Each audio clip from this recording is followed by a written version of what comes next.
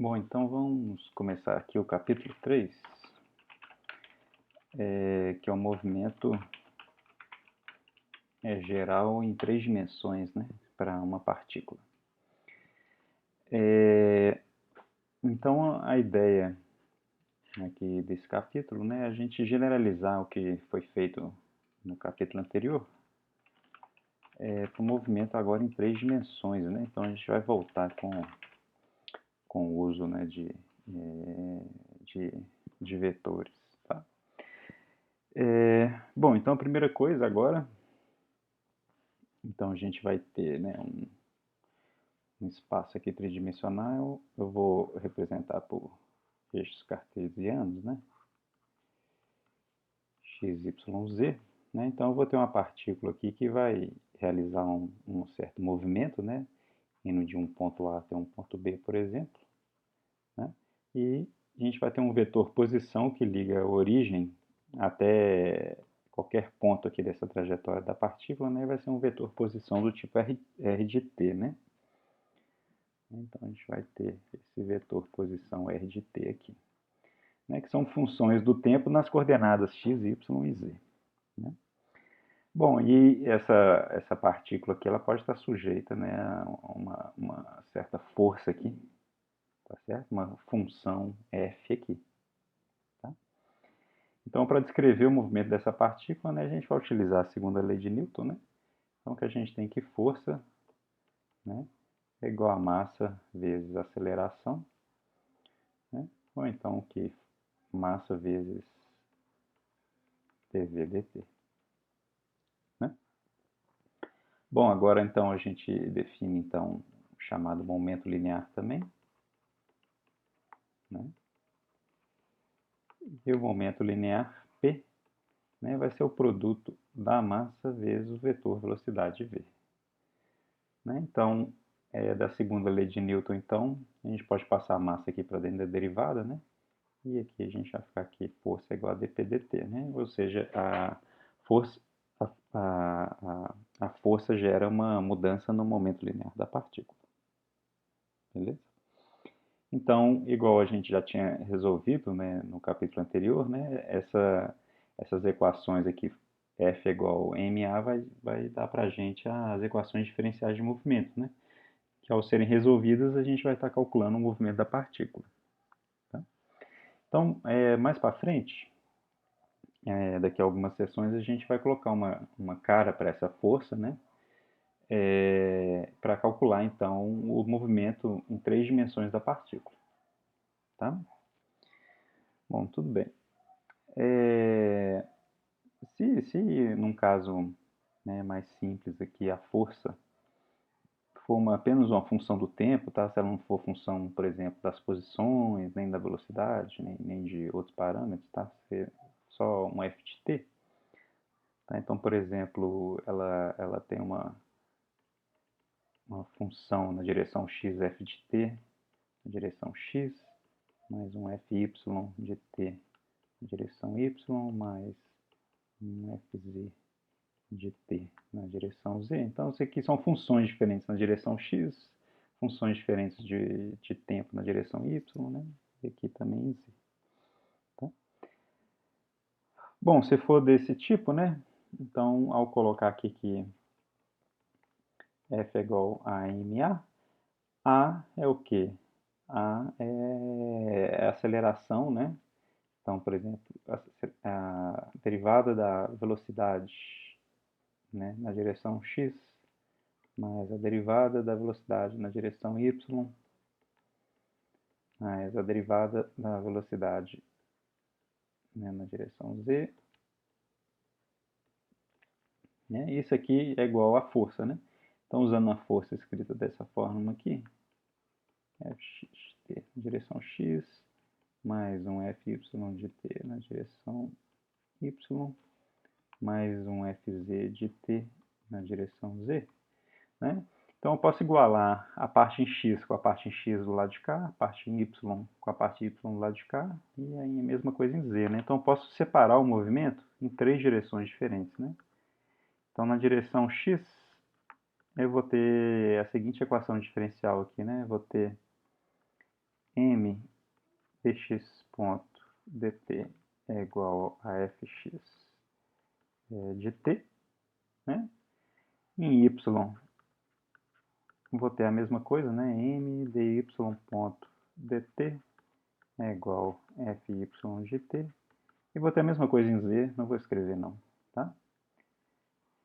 Então, se eu quiser calcular a velocidade, velocidade em x, né?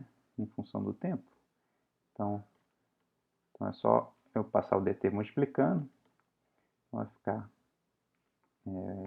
posso colocar a massa dividindo aqui, 1 sobre m, fx de t, dt, e posso integrar os dois lados dessa equação, né? Então, aqui tá só como exemplo aqui, né? Eu posso estar indo de um tempo zero até uma velocidade qualquer, x ponto de t, né? Aqui de um tempo zero até um tempo t qualquer. Então, eu vou ter que x ponto de t é igual a 1 sobre m, e a integral, né? Aí vai depender a integral aqui vai depender da função que a gente colocar, né? Nas direções x aqui. Tá? Então, eu consigo calcular a velocidade.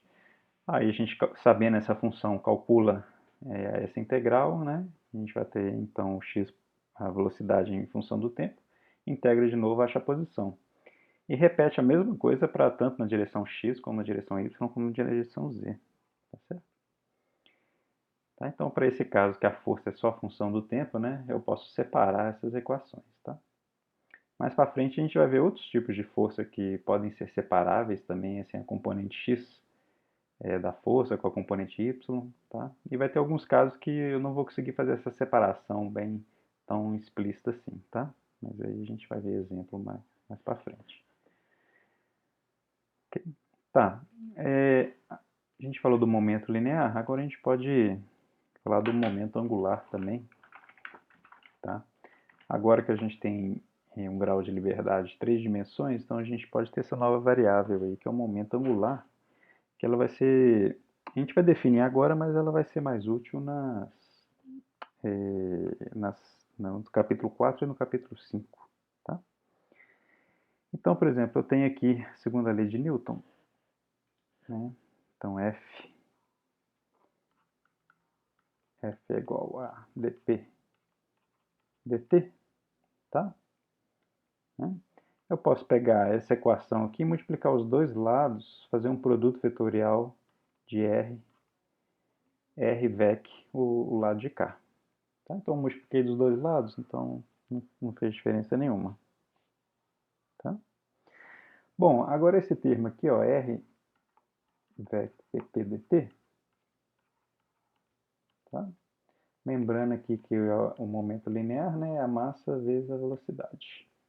Tá? Olha só, eu posso fazer a seguinte coisa aqui, ó. Se eu fizer a derivada de R vec p, isso aqui é o que? É a derivada primeira desse, então dr dt vec p mais R vec pp dt, né? Aplicando aqui a regra da cadeia. Agora vê que isso aqui, ó, que está aqui, ó, esse termo aqui é igual a velocidade, né? Tá? E esse termo que está aqui é a massa vezes a velocidade, que é o momento. Então, esse produto vetorial vai ficar um V, tá?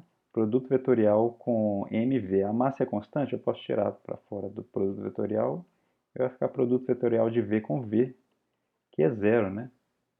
Tá? Então, esse produto vetorial aqui é zero. Né? Produto vetorial de um mesmo vetor, isso é zero.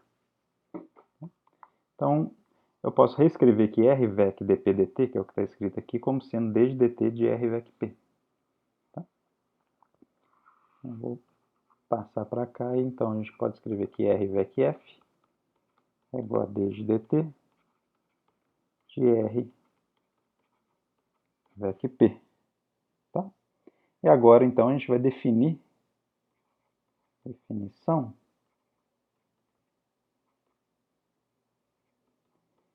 do momento angular L. A gente vai falar que o momento angular L é essa grandeza que está entre parênteses aqui, ó, é o R vec p. Tá?